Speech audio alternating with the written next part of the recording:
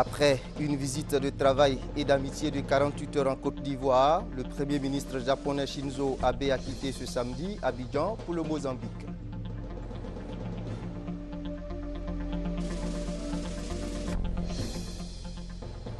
Dans l'actualité ce soir, le lancement de l'opération des logements sociaux dans les départements d'Azopé et Agboville.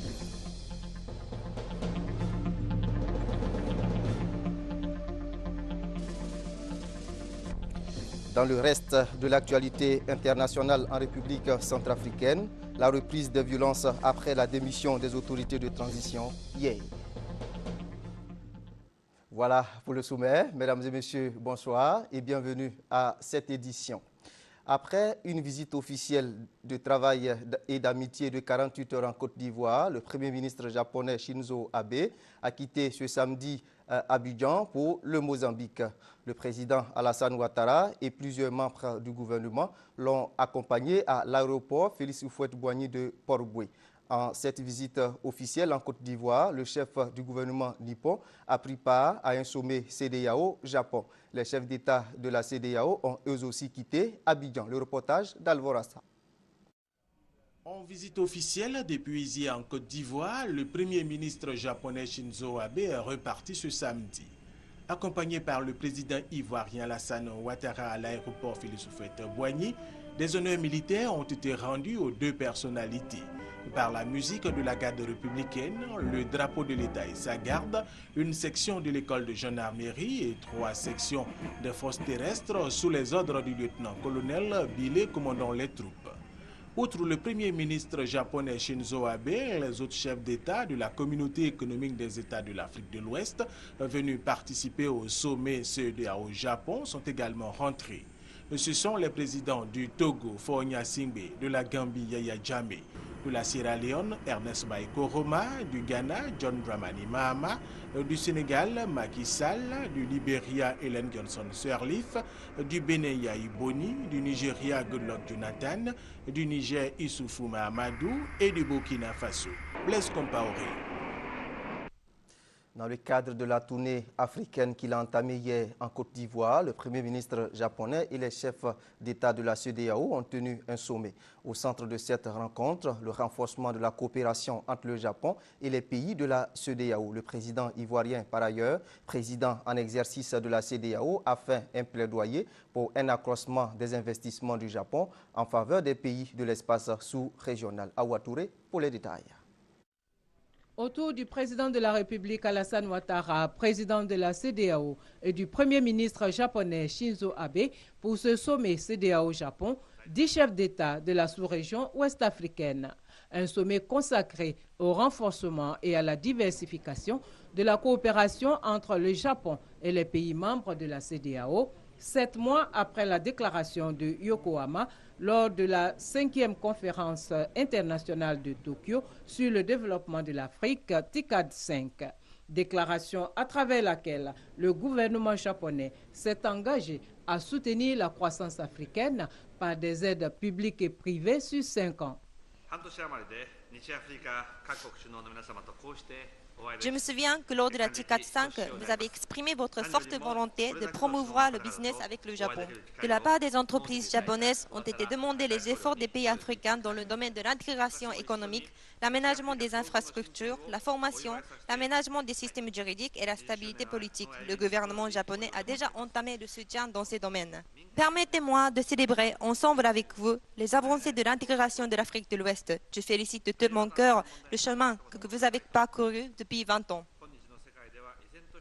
Le président de la République Alassane Ouattara, président de la CEDEAO, a pour sa part indiqué que les pays membres de la CEDEAO espèrent un investissement massif du Japon dans la sous-région. Les États membres de la CEDEAO comptent sur un investissement massif japonais, tant public que privé, dans leur espace afin de permettre, entre autres, le renforcement de la bonne gouvernance, la consolidation de la paix et de la sécurité, la réalisation du processus d'intégration, le développement économique de la région ouest africaine et du continent africain. Je souhaite que l'année 2014 s'ouvre pour nous sur de nouveaux champs de coopération dans un partenariat gagnant-gagnant. Le Premier ministre du Japon, Shinzo Abe, pour cette tournée en Afrique, est accompagné d'une quarantaine de chefs d'entreprise venus s'informer de l'environnement des affaires et des potentialités du marché africain. Après leur séance de travail, les chefs d'État des pays membres de la CEDEAO et le Premier ministre japonais ont été conviés à un dîner gala offert par le président Alassane Ouattara, un dîner gala en l'honneur de son hôte de marque Shinzo Abe. Un plat typique japonais, le sushi, et un plat typique ivoirien, la loco, pour renforcer la coopération entre la Côte d'Ivoire et le Japon. Vendredi soir, le Premier ministre japonais et son épouse étaient les invités d'honneur du chef de l'État ivoirien à dîner. Au cours du toast prononcé pour l'occasion, les deux personnalités ont exalté l'excellence des rapports entre les deux pays. Le Premier ministre japonais Shinzo Abe n'a pas caché sa joie d'avoir effectué cette visite. Ensemble avec mon épouse Akie ainsi qu'avec les chefs d'entreprise du Japon qui m'ont accompagné à cette visite, je souhaite assumer le rôle de missionnaire de l'Afrique de l'Ouest au Japon. C'est la raison pour laquelle j'ai tenu à venir en premier en Afrique de l'Ouest francophone. L'Afrique de l'Ouest possède des ressources naturelles encore inexploitées, une agriculture riche et une population de 300 millions d'âmes 2 fois plus importante que celle du Japon. Il me semble qu'un immense potentiel a commencé à faire des pas en avant simultanément avec la solidarité sur les auspices de la CEDEAO. La Côte d'Ivoire en particulier poursuit une remarquable reconstruction post-conflit sous le leadership du président Ouattara. Ce souffle puissant du rétablissement économique n'est-il pas le symbole même de l'énergie de l'Afrique de l'Ouest? C'est pour cette raison que j'ai désiré visiter la Côte d'Ivoire en premier. Relation à bon terme avec l'annulation de la dette du Japon vers la Côte d'Ivoire d'un montant de 110 milliards de francs CFA.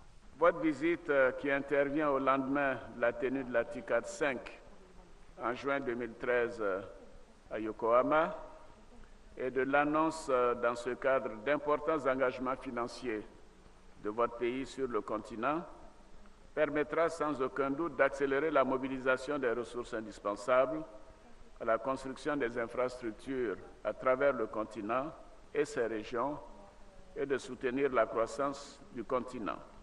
Je voudrais vous assurer de la disponibilité du gouvernement ivoirien à œuvrer de concert avec le gouvernement du Japon, tant au plan bilatéral que multilatéral, pour le raffermissement de nos relations d'amitié et de coopération, pour le bonheur de nos peuples respectifs. Dans le domaine de la diplomatie, Alassane Ouattara a souhaité une réforme du Conseil de sécurité de l'ONU, de manière à permettre au Japon et à l'Afrique d'avoir une place de membre permanent au sein de cet organe de décision. Le président ivoirien a par la suite élevé Shinzo Abe à la dignité de Grand Croix de l'Ordre du Mérite ivoirien et son épouse au grade de commandeur dans le même ordre. Agenda très chargé des premiers ministres japonais et ivoiriens. Ce samedi, Shinzo Abe et Daniel Kablan-Duncan ont visité le centre d'alphabétisation Marie-Eugénie, situé à Ankara, dans la commune de Cocody. Le Japon a contribué à la construction de ce centre dont l'objectif principal est l'intégration sociale des jeunes filles déscolarisées. Abou Sanogo, reportage. Le Premier ministre du Japon, Shinzo Abe, ce samedi au centre Marie-Eugénie religieuse d'Assomption à Cocody, Hongrie. Accueilli par le Premier ministre ivoirien, Daniel Kablan-Duncan, l'hôte a eu droit à un accueil chaleureux des pensionnaires du centre. L'intérêt de cette visite se justifie par le fait que l'ambassade du Japon a contribué à la construction d'un des bâtiments du centre Marie-Eugénie, notamment la direction, le secrétariat, une salle pour les moniteurs, 2 salles de classe et un préau qui sert de salle polyvalente. Une visite appréciée par les autorités ivoiriennes. Nous saluons en tout cas cette initiative de visiter ce centre qui a vu la contribution également donc, du Japon et qui permet aujourd'hui donc de former des jeunes filles déscolarisées ou même qui n'ont jamais fait l'école, de leur apprendre donc un métier, leur apprendre à lire et à écrire et à se prendre en charge. Le Premier ministre japonais, qui a pu apprécier le savoir-faire des pensionnaires, a souligné que son pays ne ménagera aucun effort pour soutenir la Côte d'Ivoire. Le Japon ne ménagera pas son soutien à toutes les femmes d'Afrique pour réaliser une Afrique dans laquelle les femmes brillent. Ensemble, avec le groupe d'amitié parlementaire du Japon, nous avons décidé de fournir 10 machines à coudre à ce centre. À travers les études et l'entraînement que vous effectuez ici, vous allez explorer vous-même votre futur et aussi l'avenir de la Côte d'Ivoire. Le centre Marie-Eugénie est composé de sœurs, de laïcs bénévoles et d'éducatrices affectées par le ministère de la Solidarité, de la Famille, de la Femme et de l'Enfant. Il contribue à l'intégration sociale des jeunes filles par l'alphabétisation et la formation aux arts ménagers, notamment la couture, le crochet et la broderie. Le centre Marie-Eugénie a vu le jour il y a 18 ans et compte 158 pensionnaires. Après l'orphelinat de Bingéville hier, mesdames, les premières dames du Japon et de la Côte d'Ivoire étaient ce matin au groupe MISA, une école qui dispense des cours en japonais. Mesdames Akie Abe et Dominique Ouattara ont fait plusieurs dons. Le reportage de Viviane Aïma. Le groupe MISA pour la formation en management, informatique, sport et art compte aussi au nombre des disciplines qu'il dispense l'apprentissage de la langue japonaise. Symbole de la coopération ivoiro-japonaise, le groupe MISA a eu le privilège de recevoir ce samedi 11 janvier 2014 la visite des premières dames de Côte d'Ivoire et du Japon, Dominique Ouattara et Akie Abe, venus témoigner leur encouragement et leur soutien à cette initiative qui émane d'un citoyen ivoirien, Dr Kwame Ambroise. À leur arrivée, Dominique Ouattara et Akie Abe ont reçu l'accueil enthousiaste des élèves, un accueil qui reflète l'espoir que la Côte d'Ivoire et son peuple placent dans la coopération avec le Japon. Les deux premières dames sont venues avec de nombreux dons pour soutenir le travail de formation dans cet établissement, qui accepte aussi de dispenser gratuitement la formation à près d'une centaine d'orphelins et d'enfants démunis. Du matériel informatique, du matériel didactique, des équipements de sport, des vivres, des produits d'hygiène et d'entretien. Une note de gaieté supplémentaire a été apportée par la prestation du chanteur Che Guevara qui était invité par la première dame Dominique Ouattara. Le fondateur du groupe MISA a loué l'illustre présence des deux premières dames dans son établissement. Nous vous souhaitons Akwaba Yokoso.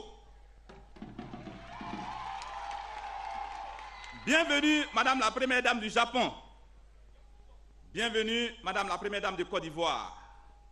Votre présence en ces lieux est une grâce et une reconnaissance d'avoir pris le risque, depuis 2005, d'enseigner de façon informelle la langue japonaise et surtout de faire du social envers les orphelins et démunis. La première dame de Côte d'Ivoire a encore une fois rendu hommage à la première dame du Japon pour son ouverture et sa disponibilité. Madame la première dame, vous arrivez au terme de votre voyage. Toutes les bonnes choses ont une fin. Malheureusement, vous allez partir et vous allez nous laisser un souvenir extraordinaire, un souvenir formidable. Nous ne vous connaissions pas. Maintenant, nous vous connaissons. Et nous savons quelle femme formidable vous êtes aux côtés de votre époux. À son tour, la première dame Akie Abe a dit son attrait désormais pour la Côte d'Ivoire et son désir de faire partager son sentiment à ses compatriotes. Maintenant, la Côte d'Ivoire est très connue au Japon parce que c'est notre adversaire du Coupe du Monde de 2014. Désormais, je pense que de plus en plus de Japonais vont être intéressés par la Côte d'Ivoire. Mais en tout cas, quand je rentre au Japon, je vais parler avec mes amis de ce qui s'est passé ici et je vais faire des efforts pour les relations amicales entre les deux pays. Et j'espère que vous pouvez, à travers votre étude de japonais, servir du pont entre la Côte d'Ivoire et le Japon.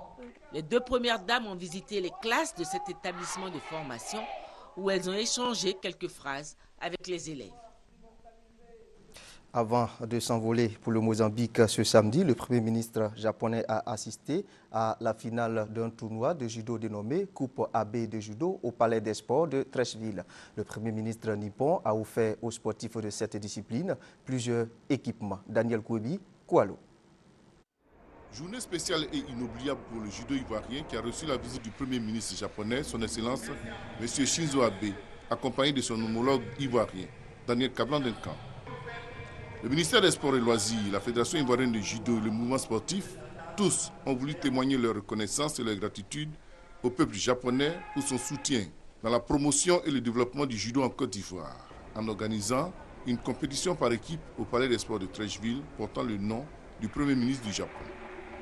La finale opposant Koumassi à Yopougon a été remportée par Koumassi qui a reçu des mains du Premier ministre Shinzo Abe le trophée du vainqueur.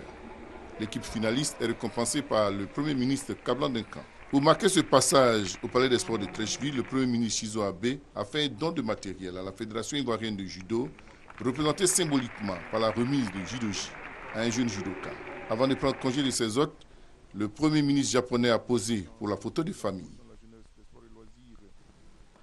Coopération Côte d'Ivoire-Japon sur les plans économiques, social et diplomatique, renforcement des relations entre le Japon et les pays de la CEDEAO. Voilà ce que l'on pouvait dire ce soir de la visite officielle du Premier ministre japonais en Côte d'Ivoire. Le Premier ministre nippon, je le rappelle, a assisté à la finale d'un tournoi de judo dénommé Coupe Abe de judo. Et nous allons parler encore sport pour dire que le championnat d'Afrique des Nations CHAN 2014 a démarré aujourd'hui. La première journée a opposé l'Afrique du Sud au Mozambique. Le résumé de ce match d'ouverture avec Salif Ouattara. Pour le match d'ouverture du championnat d'Afrique des Nations CHAN 2014, le pays organisateur était opposé au Mozambique. Après 11 minutes de jeu, l'ailier gauche mozambicain Diego Alberto envoie une frappe du pied gauche. Les conséquences sont lourdes pour les Bafana Bafana, 1-0.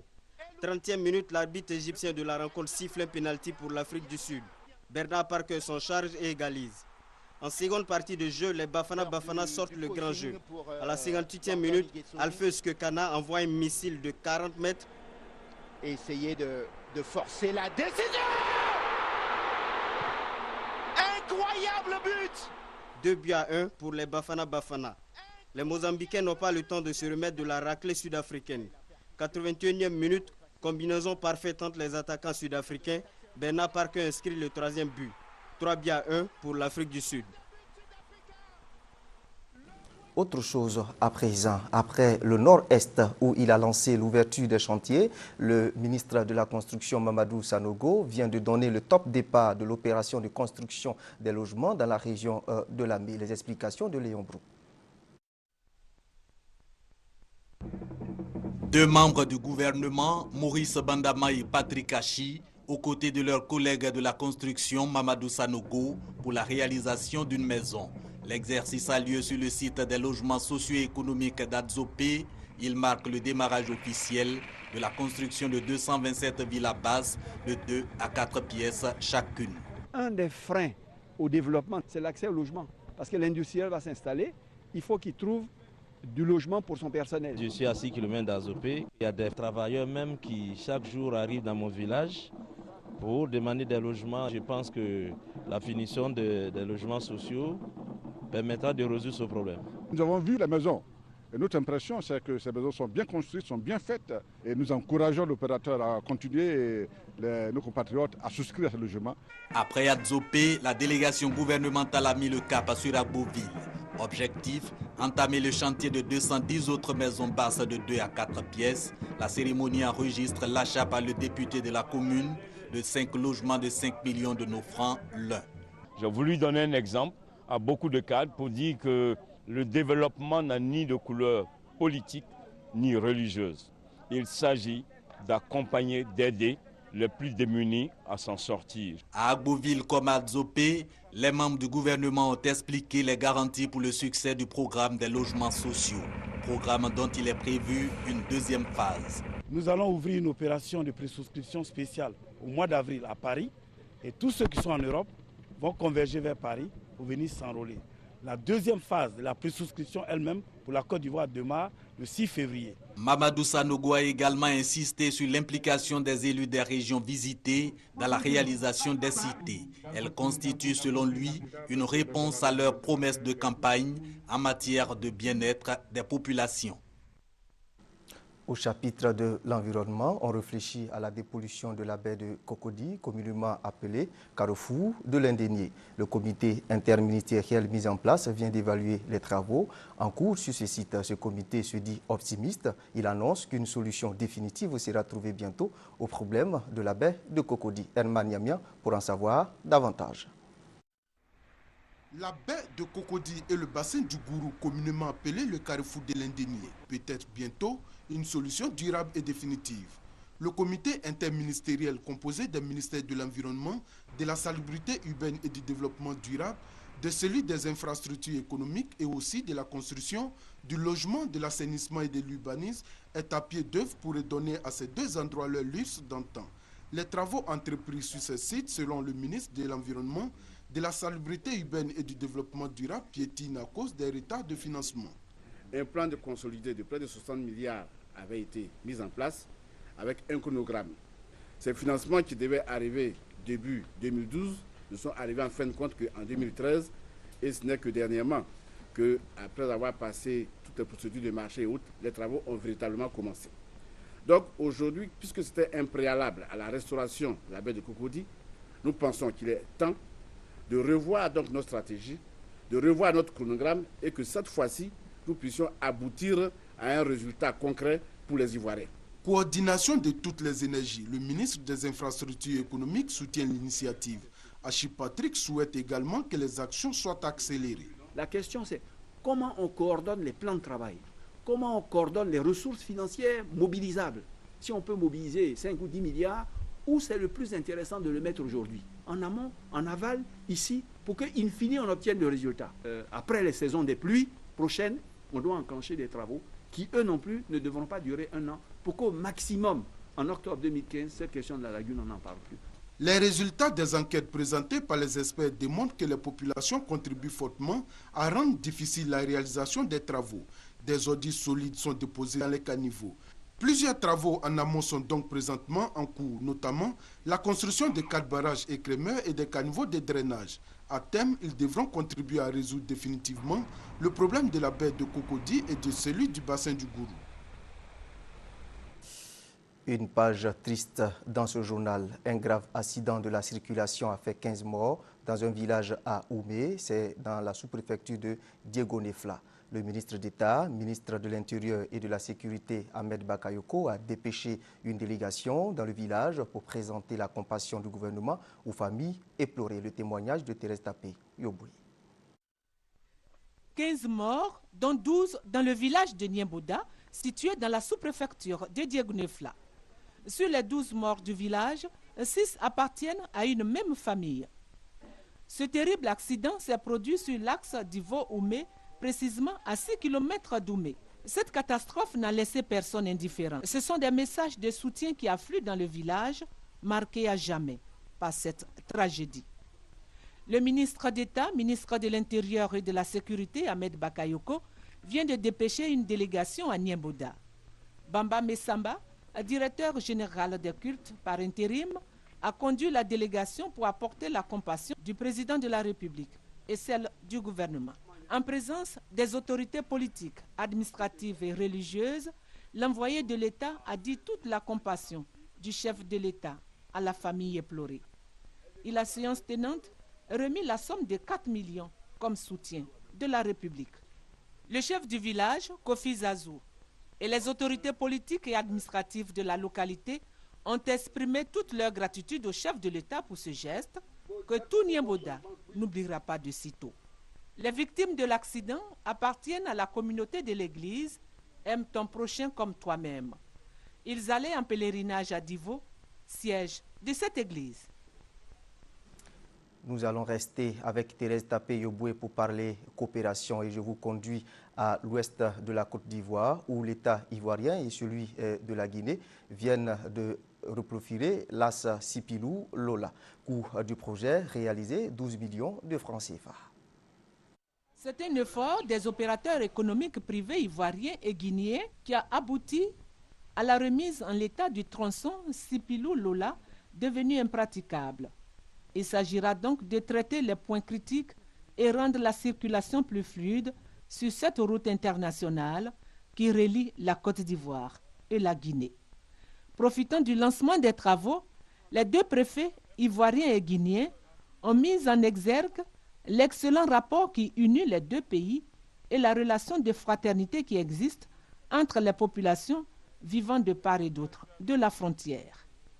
Toute chose qui a rendu possible la réalisation de ces travaux qui vont coûter 12 millions de francs CFA.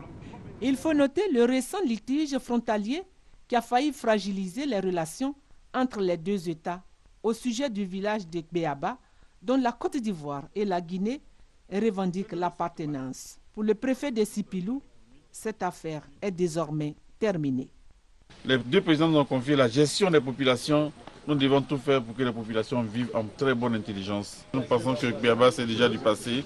Une relation de bon voisinage, tel est le vœu des chefs des deux pays. Ceci pour arriver à créer une intégration socio-économique, gage d'un développement harmonieux. Tout est réuni des deux côtés pour que réellement ce soit une coopération sud-sud.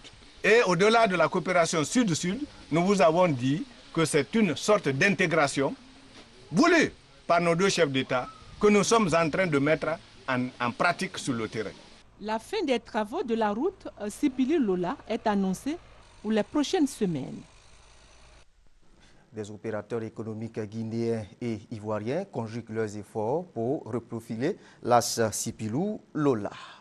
Ils ont fui la Centrafrique en proie à des violences armées.